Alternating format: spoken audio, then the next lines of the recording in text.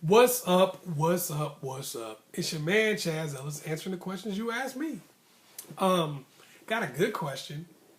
It was basically they asked me, why is it so hard to stop loving somebody or let go of somebody who didn't want you? That's a rough one, right? But no, there's a real simple answer to that, and I'll explain it. It's because they don't help you. That's pretty much it. They just don't help you out. Here's what I mean by that. When you take two people who really love each other and they break up, they actually inadvertently help each other get over one another. Basically, it's like this. You go on an emotional roller coaster, they go on an emotional roller coaster. You have your good days, you have your bad days. You have your happy days, you have your sad days. You have days when you forgive them, you have days when you hate their guts. You have days when you want to be friends, you have days when you want to be the worst enemy. These things happen. And y'all generally hit these times at different periods. And what happens is, you want to be their friend, they kind of want to be your enemy at that time. That pisses you off, helps you get over them. They're being cool, and you kind of don't really like them. Helps them get over you. Everything you do puts you on an emotional roller coaster. But when you're dealing with somebody who really didn't want you in the first place and doesn't want you at all, that isn't really feeling you, it's kind of different because you're on an emotional roller coaster and they're even.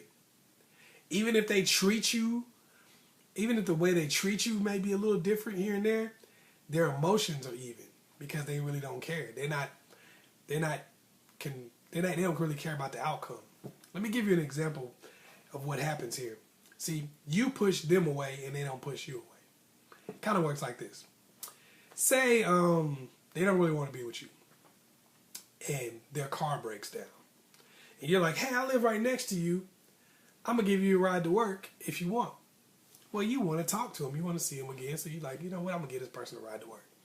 So you give them a ride to work. And you may even have the best of intentions in the beginning.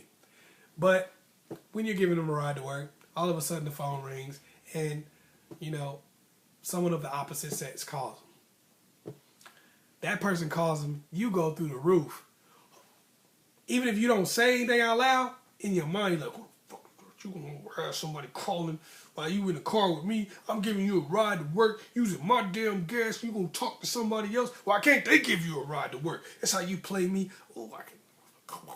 So you might go off then, or you might go off later on. But either way, you start tripping. Now, because they're thinking with clarity, when you start tripping, they're looking at it like, you just mad because I got a call from somebody, and the only reason you was giving me a ride is because you was trying to get back together. See, that's why I don't like you anyway. See, helps them get over you. Now, if you're dealing with somebody who didn't want you in the first place, or doesn't want you at all, say your car broke down and they was trying to be cool. They was like, you know what? I don't really want to be with this person, but they need a ride to work. I'm a cool person, so I'm going to give them a ride to work since I'm on the way. I go past there on my way to wherever I'm going anyway. What's the deal? So they give you a ride, and you try to be slick. You're like, you know what? I'm gonna make them jealous or whatever. So you answer that phone and get a call, and then you looking at them like, and they looking like, okay, so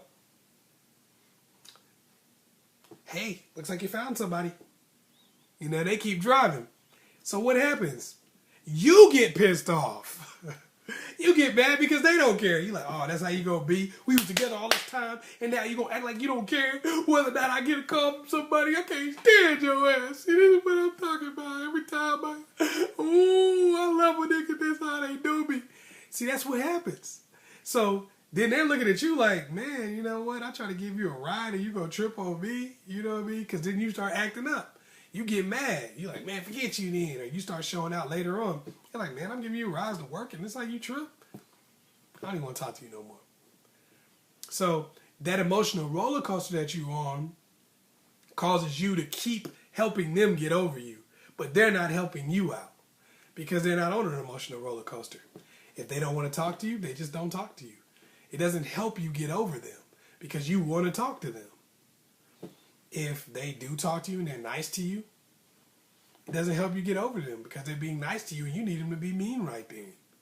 Because that's going to help you get over them. You need them kicks and them jabs so your pride will kick in and you don't want them anymore. But they don't do it because they don't care. It doesn't matter to them. They're like, yeah, they're not emotionally connected to the situation. So every time, every situation, they're doing what's right. They're doing exactly what's going to make you like them more because they do not care. You're on an emotional roller coaster, so you're going to always be doing the wrong thing. Because even if you start doing the right thing, when it doesn't work right away, your emotions kick in and you start going crazy, getting mad, getting upset, yelling, cussing, whatever the case may be, whatever makes them not like your ass again. So the biggest thing that makes you keep wanting somebody who doesn't like you and doesn't want you back is the fact that they're just not helping you. They won't help you get over them because they won't do stupid stuff that a person that's on an emotional roller coaster will do. And that's it. That's what's going to make you pissed off, and that's what's going to make you like them more and more. The more angry you get that they're not doing the wrong thing, the more you like them and the more you want them. The more you go on that emotional roller coaster, every time you say, I'm done with you, I don't care nothing about you, fuck you. They listen to that. They get more cold-hearted towards you, but you still care about them.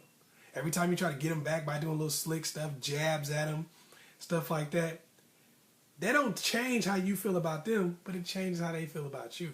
They get more cold-hearted to you. They build up a bigger and bigger wall, and they don't want nothing to do with you. They don't care nothing about you. And the more you try to talk to them, the more they hate your guts because you can't stop that emotional roller coaster. Hopefully I was able to help you out. Once again, it's your man, Chazz Ellis. Make sure you support Ask Chazz Ellis on Indiegogo. That's what keeps me doing what I'm doing. All you got to do is click somewhere on one of these annotations, and you can go to Indiegogo and support. Please do that. The DVDs are for sale on there. You also got the counseling if you want to do the one-on-one thing on Skype or on whatever. You can do that.